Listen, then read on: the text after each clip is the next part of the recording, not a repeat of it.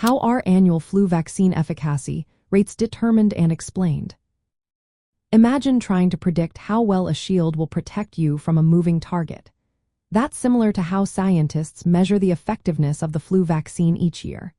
They use two main types of studies. The first are randomized controlled trials, or RCTs.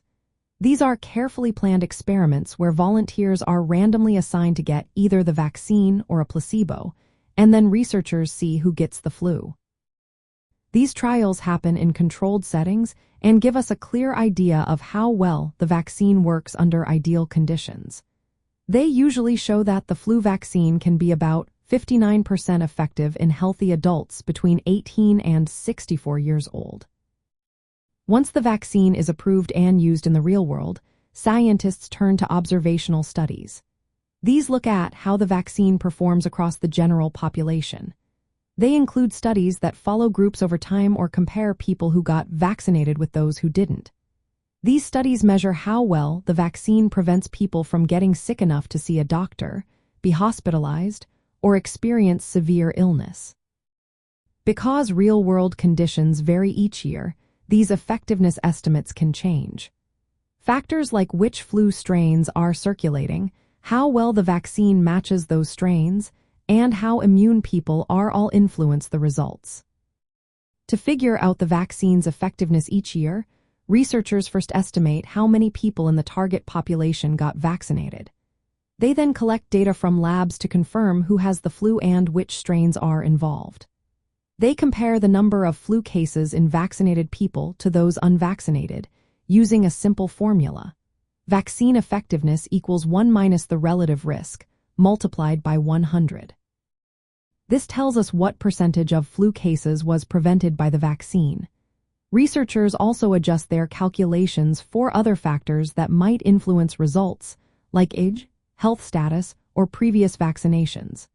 Because flu viruses change rapidly, scientists analyze vaccine effectiveness separately for different virus types and age groups, since protection can vary. The main reasons for differences in vaccine effectiveness from year to year include how well the vaccine strains match the circulating viruses.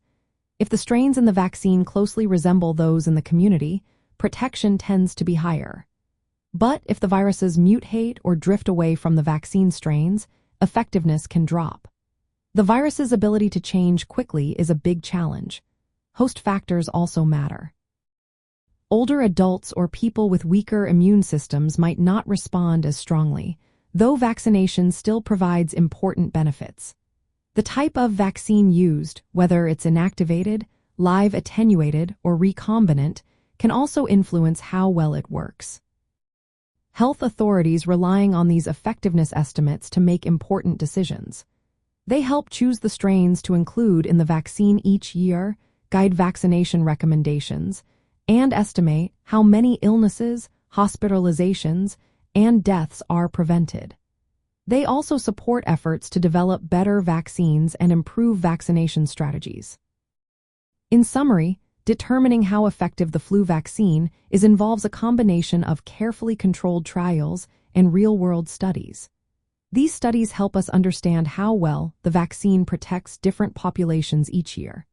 The variability in effectiveness depends on how well the vaccine matches circulating viruses, how the viruses evolve, and individual factors like age and immune health. This ongoing research helps us improve flu prevention and keep public health strategies up to date. Remember, for personalized advice or questions about vaccination, it's always best to consult your healthcare provider.